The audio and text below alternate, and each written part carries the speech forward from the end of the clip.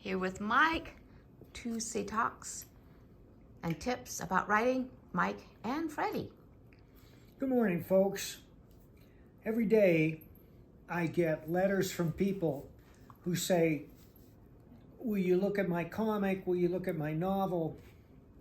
And I always say, what is your story about? If you are working on a piece of fiction, it's vital that you figure this out ahead of time and make a prepared statement. You can't wing it. The blurb about what your story is about has several purposes. One is to guide you. It's sort of a mini outline. And I have to tell you that I do elaborate outlines, and I know a lot of authors who do elaborate outlines, and in every case, when they're writing the book or the comic, at some point they veer away from the outline because their research or the character they created starts dictating which way the story will go. Don't worry about that. The purpose of what is your story about is not just to guide you, but it's to excite interest in the story. You have to keep this in the forefront of your mind when you write this. You want somebody to read what your story is about and say, holy shit, I got to read this now. And there's no better example of what is your story about than the blurbs on paperback novels of the 70s and 80s. There are some stories, a lot of books are coming out with what is your story about today, but that was the heyday of the great blurb, and all you have to do is look at the back of the paperbacks to read what's the story about. Now, I grabbed 4 books here randomly off my shelves by authors whom I admire, because in each case they describe the book with the intent of enticing readers. And the first one is Hopscotch by Brian Garfield. Many of you know him as a great pulp writer who wrote Death Wish that was turned into a movie starring Charles Bronson. This is Hopscotch. Since being forced into retirement by the CIA, Miles Kendick had tried everything in an effort to satisfy his hunger for excitement. But he could not recreate the ultimate conflict of life or death with no rules, the experience of pitting himself against the enemy with no holds barred. Despite his bitterness of being shelved by the CIA, Miles was still scrupulously American. So when he found himself tempted by an offer from the Russians, he realized the time had come for him to put up or give up. He formulated a plan.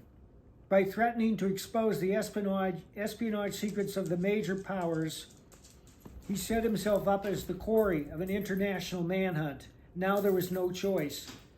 He would either prove to himself that after 25 years of playing the game, he was still a winner, or he would meet his death at the hands of younger men. Well, that certainly caused me to pick it up. Now, the second one is Lie Catchers by Paul Bishop.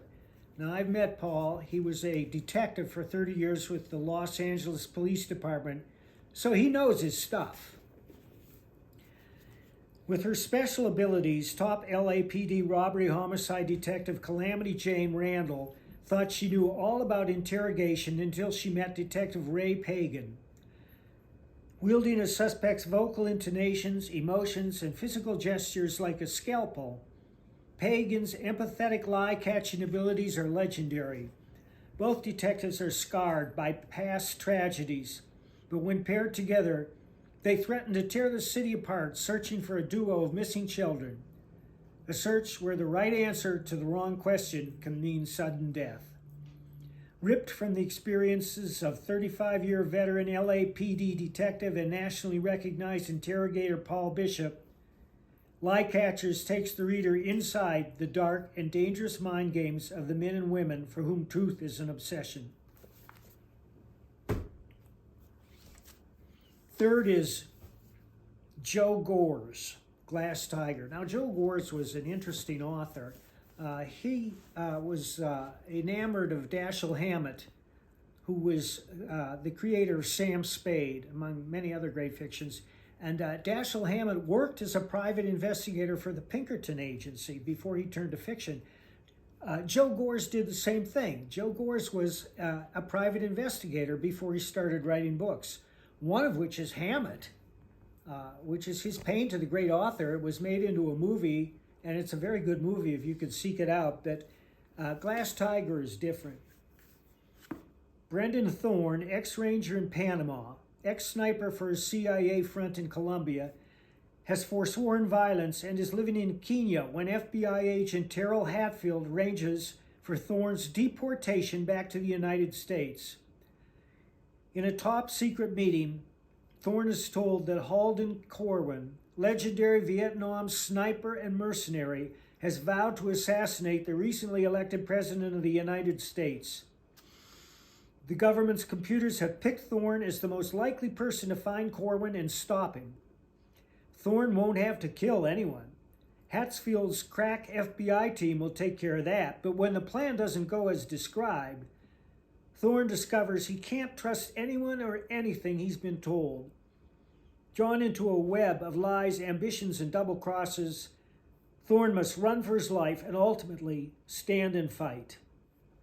A fast-paced thriller full of stunning revelations, Glass Tiger will leave the reader breathless. That certainly interested me. A side note here is several of these books feature ex-CIA snipers. In fact, every other movie today features an ex-CIA sniper. The beekeeper, the painter, the bricklayer, nobody. The list goes on and on. But enough about ex-CIA snipers. They're everywhere. You can't swing a dead cat up here without hitting an ex-CIA sniper. One more. Confederacy of Fear by Blaine Pardoe. A determined general, a rogue operative, a political refugee, and an embittered family rise up against the enemies of the land they call home. The war for the soul of the former United States rages from coast to coast in this explosive conservative political thriller. Well, that's short and sweet. Doesn't give you that much. But I think you get the idea. Now, what makes it successful, what is your story about, is you name your protagonist. You just don't say a man. And you give them just a tiny bit of characterization. And in these books I just discussed, we see that some of them are retired assassins, which tells you a great deal about their background. And you give them a format or milieu which is inherently fascinating. And you give enough facts that the reader has something to hang his hat on. You can't be vague. You want to mention who they are, where they are, and what they're trying to do. It's these little facts that entice the reader and make your story unique. Now, you don't want to go overboard, but you don't want to just start with, after being struck by lightning, a man discovers he has super speed and strength. No, you don't want to do that. And often people who are working in comics, the first thing they do is list their character's powers. Well, really, that should not be the first thing you do. The first thing you do is you create a fascinating character and you give them a mission or a situation and let the powers rise organically from their mission or their situation. For instance, a visitor to another planet, you've already got half the battle won, because who knows what he's going to find there, and the laws of physics might be different there. As they were for John Carter of Mars.